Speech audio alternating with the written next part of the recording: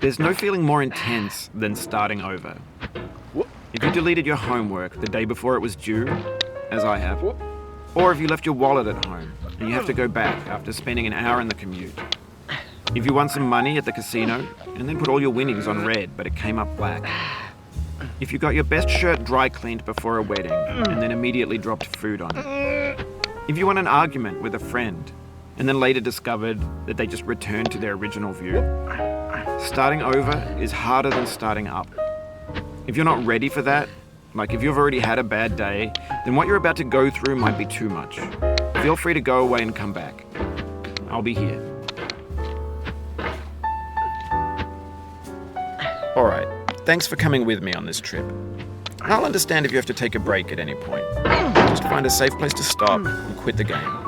And don't worry, I'll save your progress, always, even your mistakes. This game is a homage to a free game that came out in 2002, titled Sexy Hiking. The author of that game was Jazzuo, a mysterious Czech designer who was known at the time as the father of B games. And B games are rough assemblages of found objects. Designers slap them together very quickly and freely, and they're often too rough and unfriendly to gain much of a following. They're built more for the joy of building them than as polished products. In a certain way, Sexy Hiking is the perfect embodiment of a B game. It's built almost entirely out of found and recycled parts, and it's one of the most unusual and unfriendly games of its time. In it, your task is simply to drag yourself up a mountain with a hammer. And that act of climbing, in the digital world or in real life, has certain essential properties that give the game its flavor. No amount of forward progress is guaranteed. Some cliffs are too sheer or too slippery. And the player is constantly, unremittingly in danger of falling and losing everything. Anyway, when you start Sexy Hiking, you're standing next to this dead tree that blocks the way to the entire rest of the game. It might take you an hour to get over that tree. A lot of people never got past it. You prod and you poke at it, exploring the limits of your reach and your strength, trying to find a way up and over. And there's a sense of truth in that lack of compromise. Most obstacles in video game worlds are fake. You can be completely confident in your ability to get through them once you have the correct method, or the correct equipment, or just by spending enough time.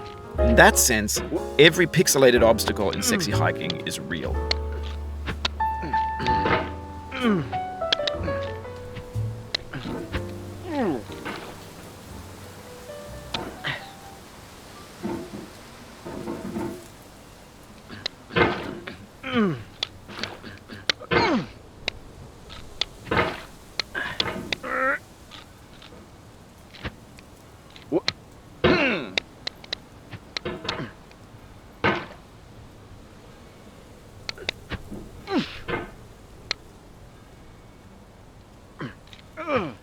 The obstacles in Sexy Hiking are unyielding, and that makes the game uniquely frustrating.